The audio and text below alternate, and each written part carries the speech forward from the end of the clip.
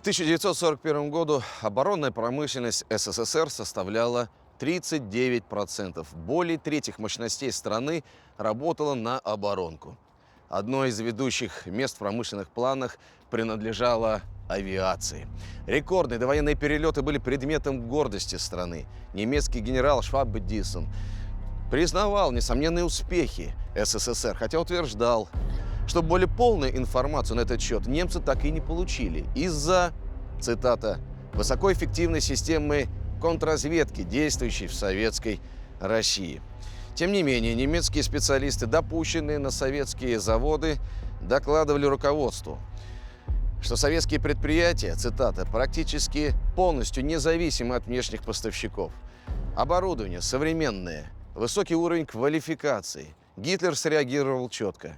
Теперь мы видим, как далеко зашли эти люди. Нужно начинать немедленно».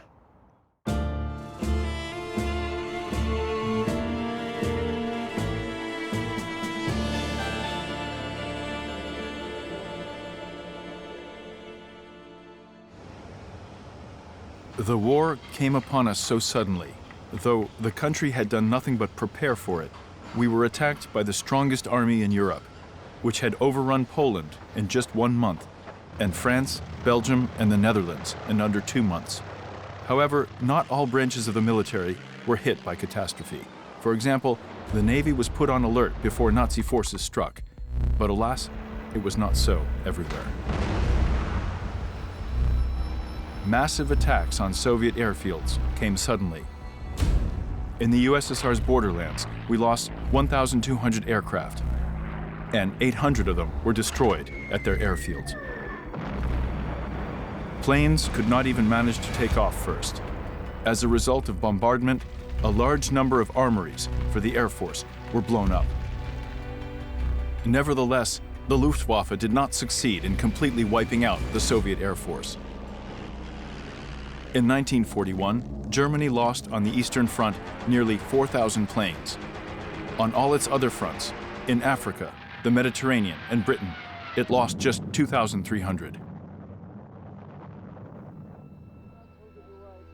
The Soviet military in the Odessa region did not experience catastrophe. Why was that? On one hand, the Luftwaffe's efforts were not as directed here as at the border regions. On the other hand, commanders and division leaders across the Odessa region's Air Force immediately jumped to take action. Troops' barracks were abandoned, and planes were moved to backup airfields. And no one could have imagined that Soviet planes, at the very start of the war, could strike a daring and desperate blow at the very heart of the enemy.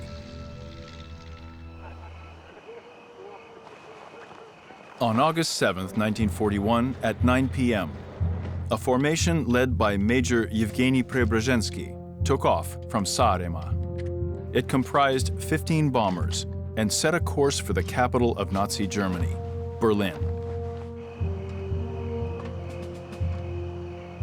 As one member of the crew, future Air Force Lieutenant General Alexander Malotchi recalled, "We flew over the sea at night in total silence at an altitude of 7,000 meters. The temperature in the cabin fell to minus 40 Celsius. The flagship navigator Hochlov's compass froze. He had to warm it with his hands." When dry land appeared below them, spotlights lit up to show the pilots the way to land. The Germans had mistaken our men for their own. Though Berlin was ringed with anti-aircraft guns 100 kilometers out, and hundreds of fighter pilots stood watch at German air bases, our men reached the city without a shot fired in return. Only when the first bombs fell were our planes rocked by fire, though no one was hurt. German air defense was caught completely unprepared. As German radio reported, on the night of August 7th, a large force of British aircraft, amounting to 150 planes, tried to bomb our capital. Thanks to the efforts of our fighter planes and air defense, the bulk of the enemy's forces were repelled. Of the 15 planes that made it through to Berlin, 9 were shot down. In response, British radio broadcast, "The Germans' news of the bombing of Berlin is interesting and puzzling. because no British planes flew over Berlin on the night of August 7th. The Soviet press agency, in turn, released the following. On the night of August 7th, a group of Soviet aircraft conducted a reconnaissance flight over Germany and dropped a number of incendiary and highly explosive bombs on military facilities in the Berlin area. Preobrazhensky, Khokhlov, and 3 other airmen were decorated with the title Hero of the Soviet Union on August 13th. Though their flight to Berlin did not prove a decisive military success, from August 7th to September 4th, 1941, we still managed to bomb Berlin 10 times, dropping 36 tons of bombs.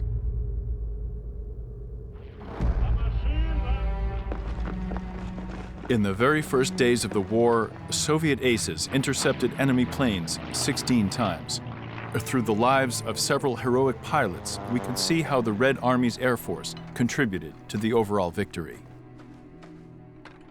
Let's try to understand how our pilots, after learning some bitter lessons at the start of the war, ultimately beat the Germans' ace pilots who had hitherto seemed invincible.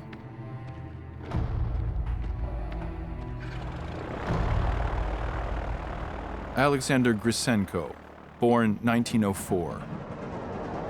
From January to August 1938, he served in China as part of a Soviet delegation. He fought the Japanese under the nom de guerre Wang Si because we were aiding the Chinese secretly. Personally, and in a group, he shot down 4 Japanese warplanes.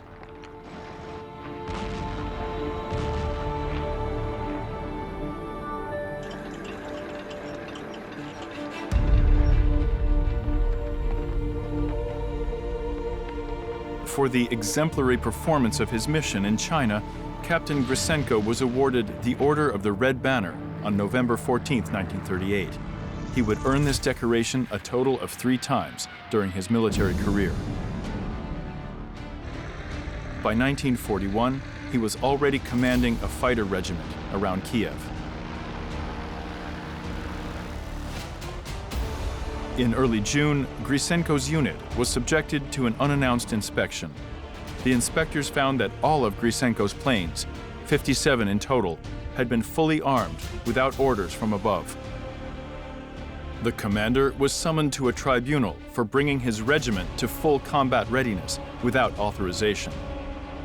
They never had time to punish him because war broke out first. Unlike many other units, Grisenko's pilots not only didn't let themselves be taken by surprise, but they themselves attacked German bombers.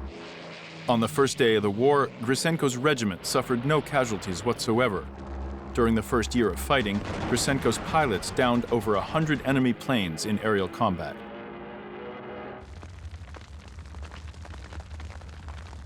Grisenko was shot down for the first time in 1942 at Stalingrad, while he was fighting several German aces at once.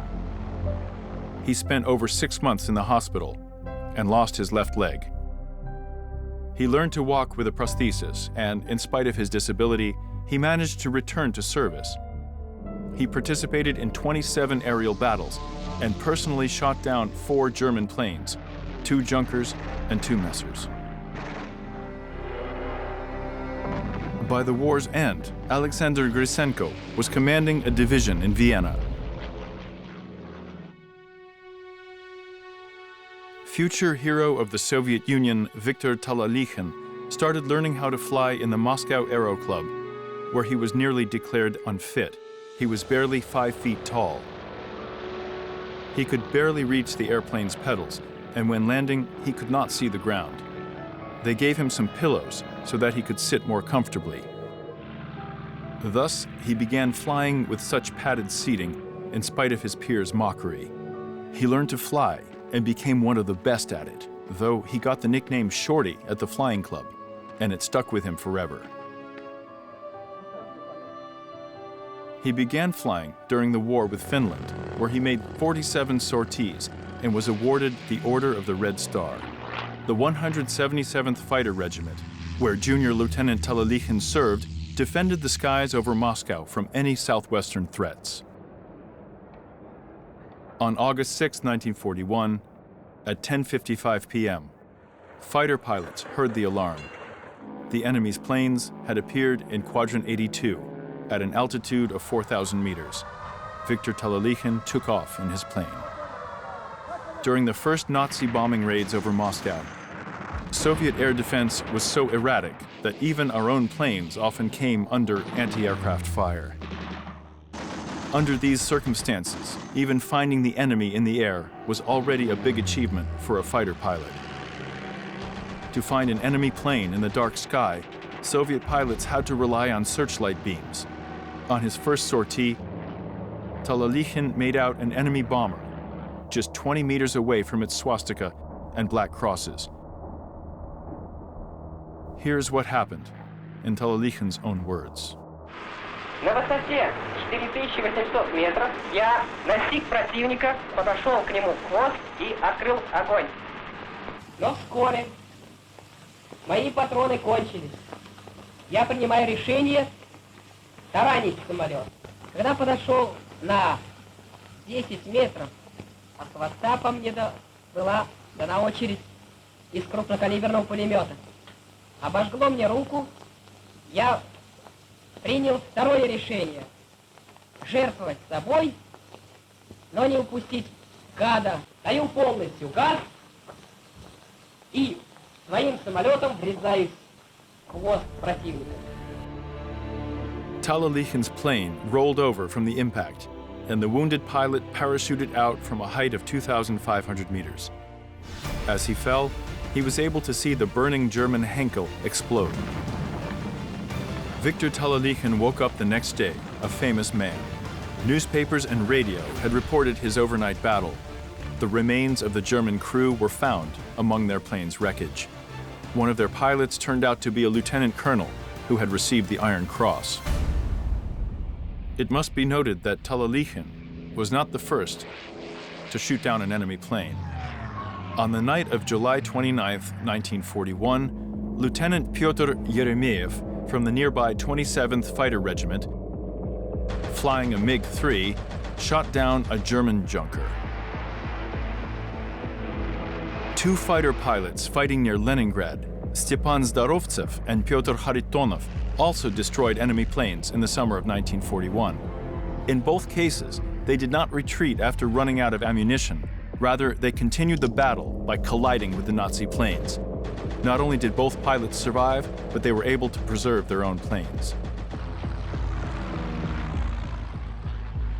But it just happened that Viktor Talalichin in August and September 1941 was widely feted in the press.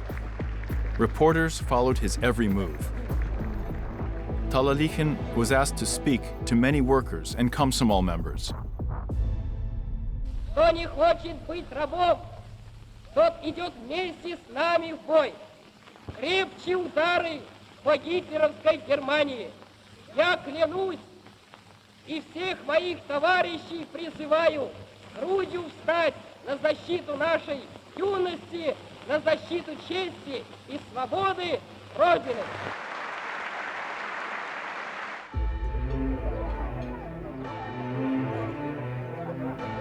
On October 27, 1941, a squadron with Talalichin commanding was ordered to fly to the Yukhnov region, find there an airfield used by Nazi bombers, and destroy it. As Alexander Pechenevsky, who knew Viktor Talalichin then, recalled, "We were flying in different planes. We were in a group providing cover so the Germans could not attack the I-16 fighters. Talalichin was 1,000 meters below us and leading a group of MiGs. But the Germans came with a sneaky attack, not from above, but from below. He spotted the Germans in time, but a shell from a Messerschmitt's cannon hit his cockpit. Talalichin's comrades watched his plane land, and they were sure that the pilot had survived. But when they found Viktor's plane and opened the cockpit, they found blood on his temple, and his legs were completely charred. Talalichin was able to land the plane, even while he was burning alive.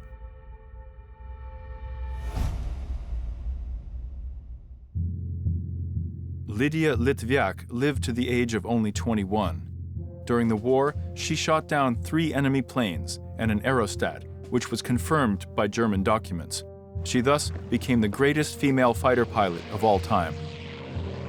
She graduated from a flight school in Kherson, and then she herself worked as an instructor to other pilots. As soon as the war broke out, she asked to be sent to the front, and she joined the 586th Fighter Regiment. In spring 1943, Litviak was wounded in the skies above Rostov.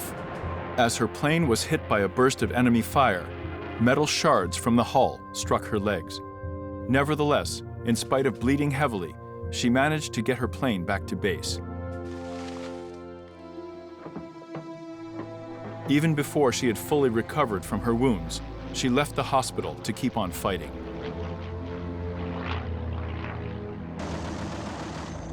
On August 1st, 1943, Lydia died near Shakhtersk, a town in the Donbass. She was returning with a paired plane from an aerial battle when they were attacked by a German fighter wing. Her body was never found. She was lost somewhere near Shakhtersk.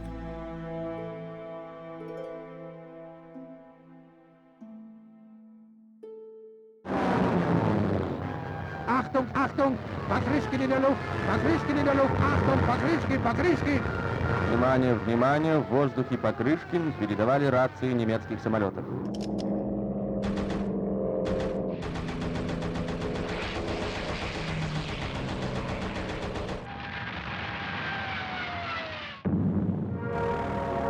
На Украине вернулся с боевого задания на своей аэрокобре дважды Герой Советского Союза майор Покрышкин.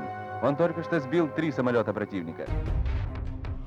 Perhaps the most illustrious career was that of pilot Alexander Pakryshkin. When things were especially tense, Germans would switch from coded communications to plain text. Achtung Partisanen, a sudden attack by partisans. Achtung Panzer, Soviet tanks had suddenly broken through. And Achtung Pakryshkin. There were numerous witnesses to how, after the cry Achtung Pakryshkin was made, the German aces would turn around and fly away. Whether it was 4 against 50, 3 against 23, or 1 against 8, Pakryshkin would enter the fray regardless, and he was never afraid of losing. Moreover, in every skirmish, he accepted the most dangerous assignment, to attack the German plane's vanguard. Alexander Pakryshkin was born in Siberia on March 6, 1913. After 7 years of schooling, he entered a military flight mechanic school and then pilot school. He displayed a remarkable character from the very start of his service. There's a famous example from the late 1930s when, coming home from the airfield, he noticed the wife of a recently arrested pilot with her 3 children. She was on the street in the rain and completely soaked.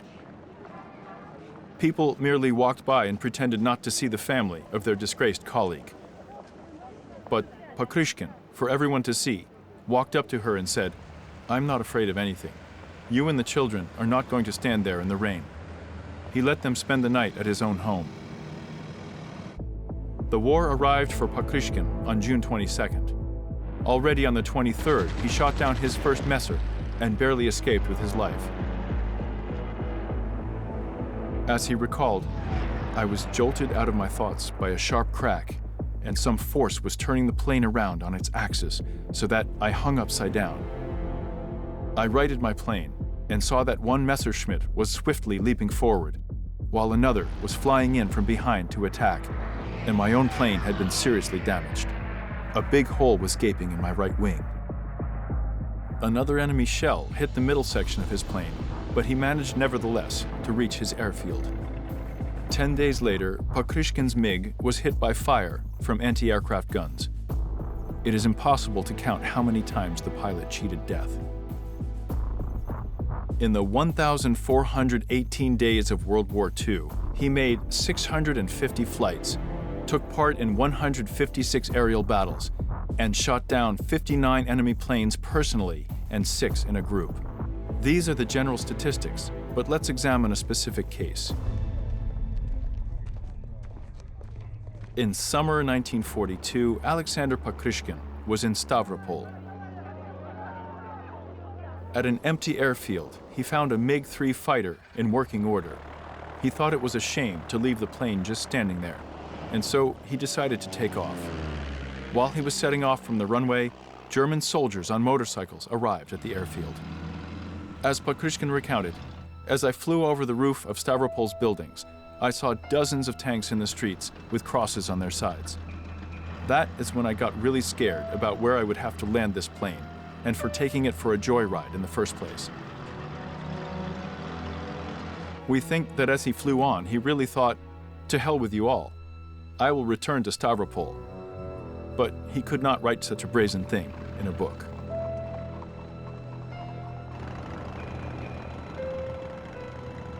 On April 12, 1943, near Krymsk, he shot down 4 German Me-109s, and the following evening, another 3.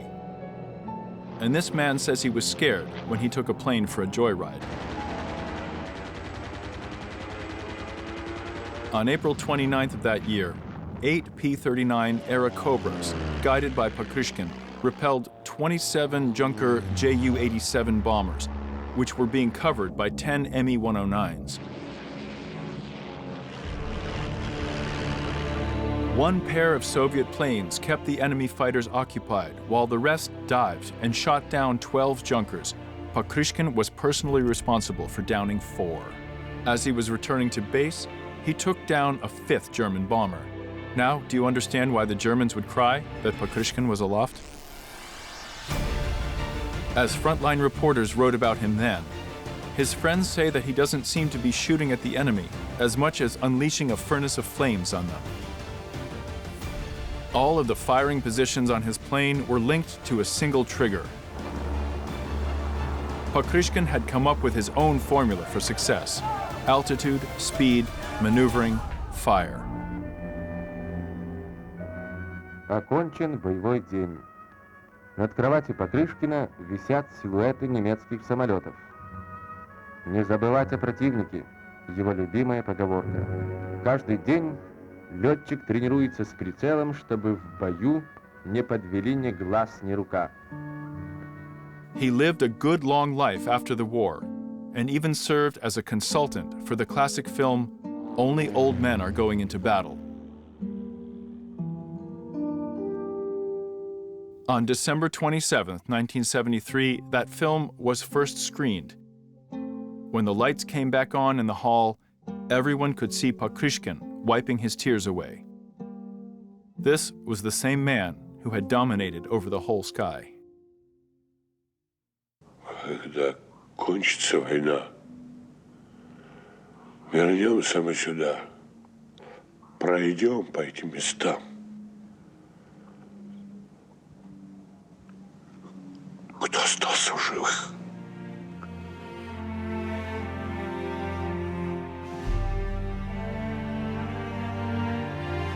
Throughout the war, Pakryshkin kept with him his favorite books: Maxim Gorky's Song of a Falcon and Sergei Yesenin's poems.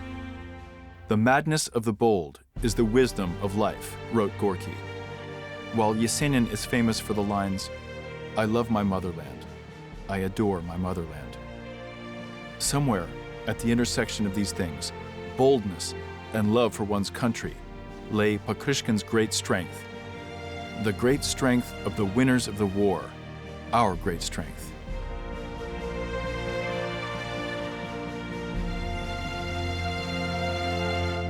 The name Alexander is Greek. It means defender. They defended their homeland, and thereby they achieved this victory, our victory.